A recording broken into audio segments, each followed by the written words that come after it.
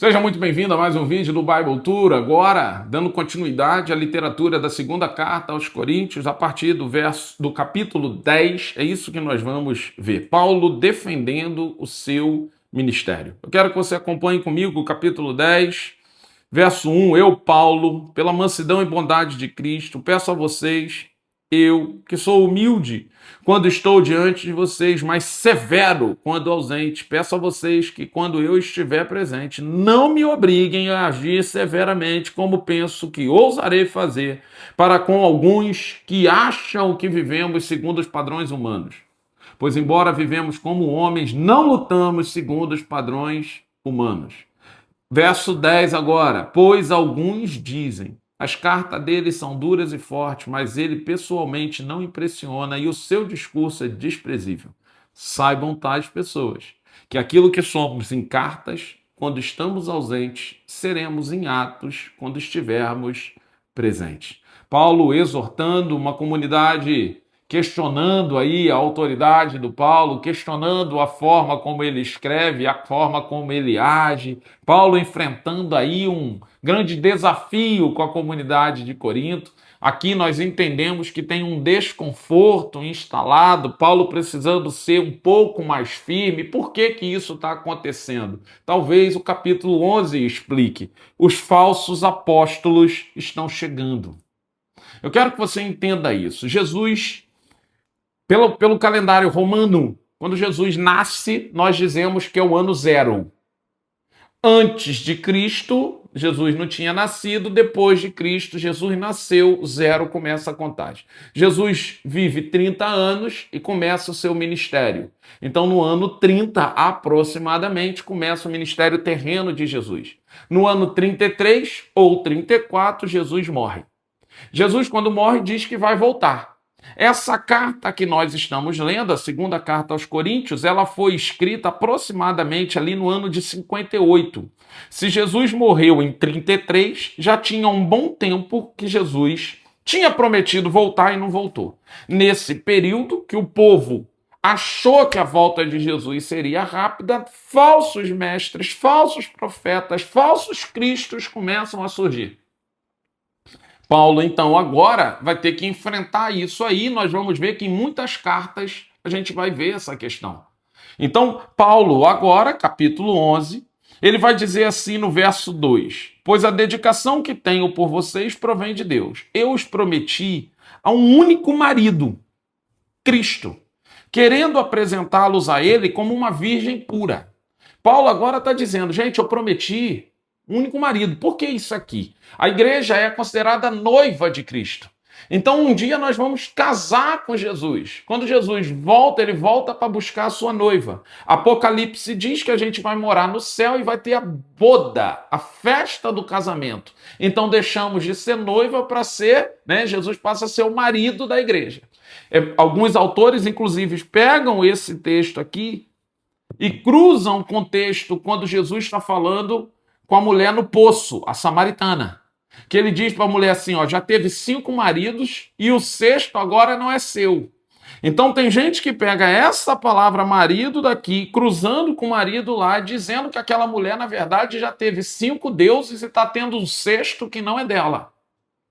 Isso é uma interpretação teológica bem interessante, inclusive. Então, Paulo está combatendo aqui o quê? Os falsos apóstolos, os falsos profetas. Então ele vai dizer assim no verso 4, se alguém tem pregado a vocês um Jesus que não é aquele que pregamos, ou se recebem um espírito diferente do que receberam, ou um evangelho diferente do que aceitaram, vocês o toleram com facilidade. No entanto, não me julgo nem um pouco inferior a eles, superapóstolos, por posso não ser um orador eloquente, mas tenho conhecimento. De fato, já manifestamos isso a vocês de muitas maneiras. Observa que tinham questionado Paulo, dizendo que quando ele chega lá, a fala dele não é impressionante.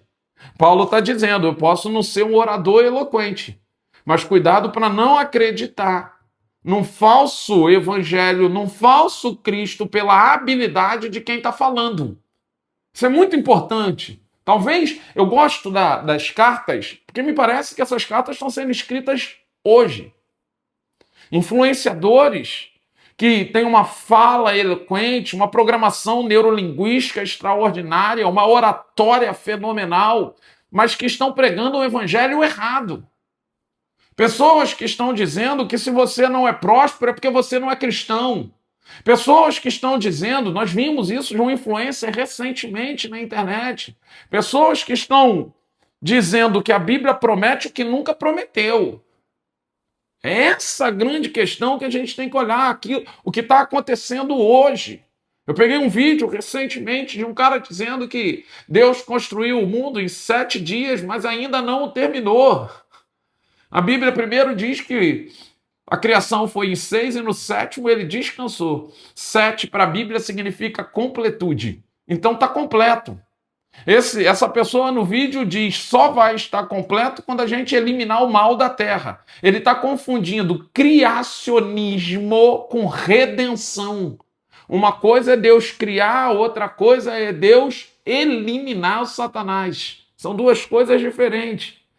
Mas a eloquência, a habilidade com as palavras vão induzindo os menos atentos a acreditar no que não poderia ser acreditado. É isso que o texto está dizendo. Então o verso 10 ele diz, do capítulo 11, tão certo como a verdade de Cristo está em mim, ninguém da região de Acaia poderá privar-me deste orgulho. Por quê? Porque não amo vocês? Deus sabe que os amo. Continuarei, pois, fazendo o que faço, a fim de não dar oportunidade àqueles que desejam encontrar ocasião de serem considerados iguais a nós. Tais homens são falsos apóstolos, trabalhadores fraudulentos que fingem ser apóstolos de Cristo.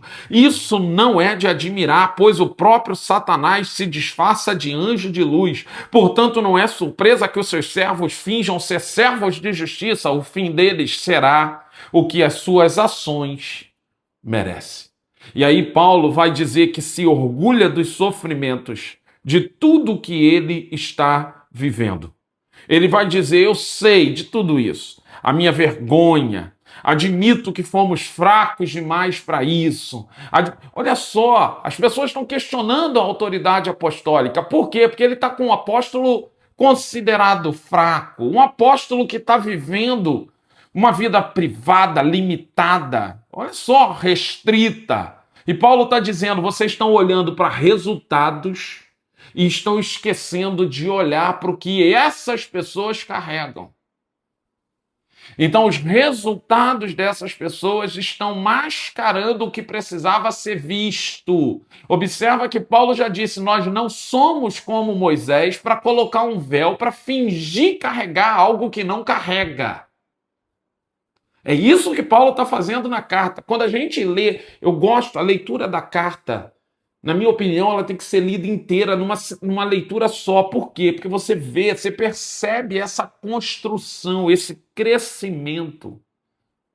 Então, ele vai para o capítulo 12 e ele vai dizer, foi-me dado um espírito, verso 7, foi-me dado um espinho na carne, um mensageiro de Satanás para me atormentar. 3 vezes pedi ao Senhor que tirasse de mim. Ele, porém, me disse, a minha graça é suficiente para você, pois o meu poder se aperfeiçoa na sua fraqueza.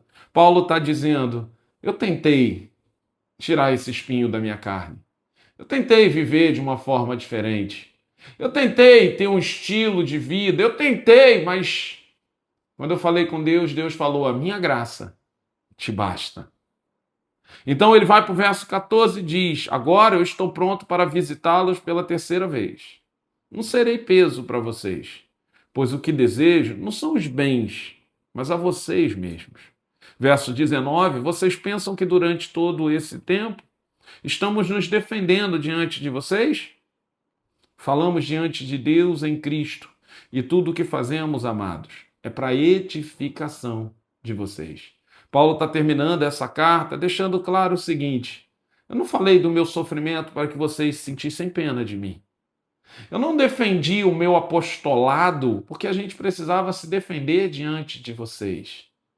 Eu não fiz nada disso para apelar para as emoções de vocês. Nós fizemos tudo isso para a edificação da fé de vocês. É isso que Paulo está dizendo.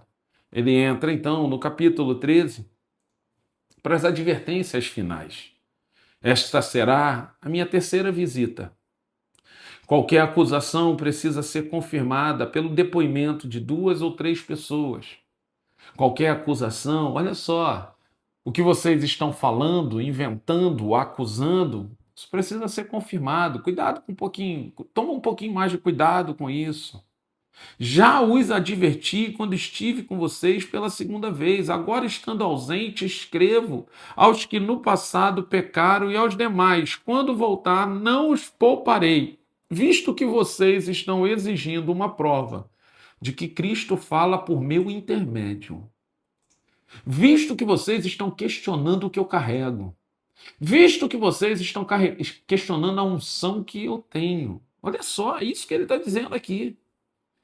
Ele não é fraco ao tratar com vocês, ao contrário, é poderoso entre vocês, pois, na verdade, foi crucificado em fraqueza, mas vive pelo poder de Deus. Agora ele toma posse do sofrimento da cruz, ele já falou do dele, e ele está mostrando que ele imita Cristo, inclusive no sofrimento. Não é o sofrimento que vai tirar da boca de Paulo uma palavra de desistência, uma palavra de fracasso, uma palavra de abandono. É isso que ele está dizendo aqui. E aí, ele vai para as saudações finais no verso 11.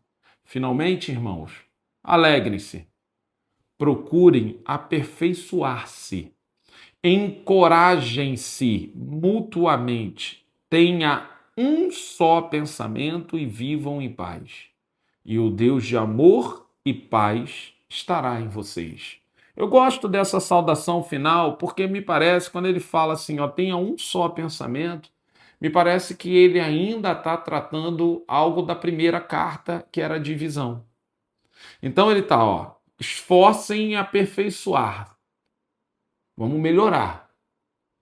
Encorajem. Por quê? Porque o sofrimento está aí, um tem que encorajar o outro. Tenha um só pensamento, acabe com a divisão e viva em paz.